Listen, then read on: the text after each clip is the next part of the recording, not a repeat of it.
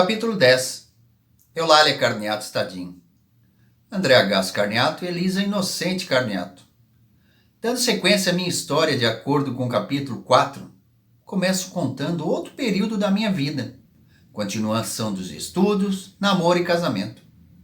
Terminando o ensino fundamental na Escola Básica Antonieta Quintanilha de Andrade, fui estudar no extinto Colégio Anacleto Damiani, em Uruçanga, no período noturno. Nesse mesmo ano, frequentei também o curso de datilografia no período da tarde.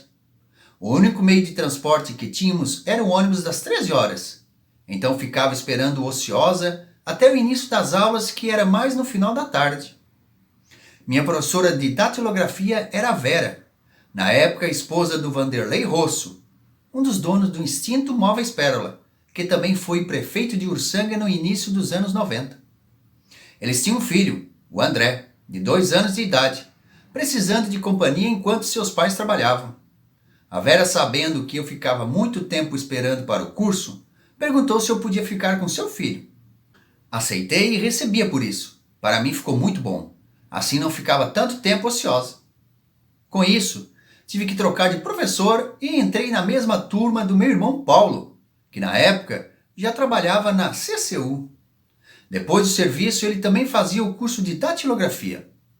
Nosso professor era o Agenor, que era funcionário do extinto Banco BESC, Banco do Estado de Santa Catarina.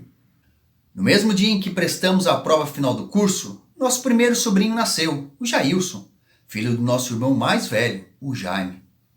Estou relatando isso pois ficamos muito felizes com sua chegada e, por coincidência, estávamos prestando a prova. Meu irmão até fez uma piadinha para os colegas do curso, dizendo: "Me respeitem, agora já sou tio." O Paulo já namorava sua atual esposa e foram eles que batizaram o Jailson. Eu saía de casa com o uniforme do Colégio Anacleto Damiani. Para as moças era uma saia de pregas na cor cinza, com 2 tiras imitando um suspensório, camisa branca, sapato preto e meias 3/4. Os rapazes de calça também na cor cinza e camisa branca. No meu primeiro dia de aula, de uniforme novo querendo estar bem apresentável, estava um dia friozinho. Fui sem agasalho para não estragar o look e passei frio danado. Não me dedicava muito aos estudos. Nos dias de prova não estava nem aí e os resultados eram notas baixas. Matéria de cálculo era péssima. Um dia resolvi estudar para a prova de história e tirei nota 10. A professora desconfiou da minha nota. Refez a prova. Como eu realmente tinha me preparado, continuei com 10. Eu ia para o colégio por ir. Resultado, fiquei em segunda época na matéria de matemática. A prova foi marcada para o início do ano seguinte. Tinha as férias de janeiro para preparar e não fui o que fiz. Chegou o dia da prova. Eu e mais um colega de aula, o Joel, pegamos o último horário do ônibus que ia de Uruçanga às 17 horas da tarde. E a prova estava marcada para as 19 horas da noite e fomos fazer a prova. Para voltar por Rio América tivemos que andar por 8 quilômetros, pois não tinha mais ônibus. O último era às 7, mesmo horário do início da prova. Não houve outro jeito, senão este andando. Marcado o dia do resultado do exame, minha irmã Terezinha até precisava ir a Uruçanga. Foi toda empolgada para saber do resultado. Ela pensou em fazer uma pegadinha comigo. Ia dizer que eu não havia conseguido. No final, a pegadinha não deu certo, porque eu realmente reprovei no exame. Ela ficou mais triste do que eu. Resultado, repeti o primeiro ano. Foi assim que nos 3 anos seguintes estudei com minha irmã T. Nesse primeiro ano de estudo, pelo meio do ano, morei na casa da dona Erna Macari. Ela lecionava e precisava de uma cuidadora para ficar com seu filho, o Sandro. Eu ficava com o menino durante o dia e à noite ia para o colégio. Depois do período das férias, o combinado era eu voltar para ficar com ele novamente. Mas eu não voltei. Não gostava de ficar fora de casa. Preferi ir de casa para o colégio, mesmo sabendo da situação precária do meio de transporte, que na maioria das vezes era um caminhão. Era uma semana indo por Santana, passando por Rio Carvão até chegar em Rio América. Outra pelo Rio América, chegando mais cedo em casa.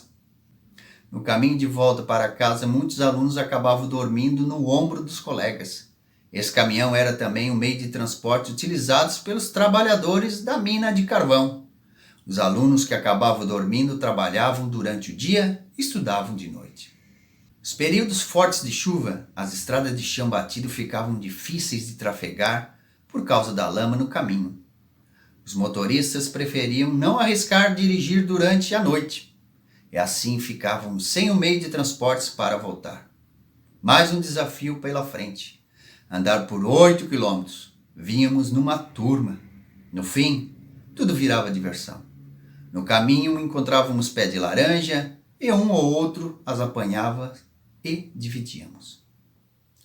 Quando vínhamos de ônibus, de vez em quando, um aluno dormia, deixando passar o local de desembarque e quando se dava conta gritava para o motorista parar. O motorista parava, o aluno descia e voltava andando para casa.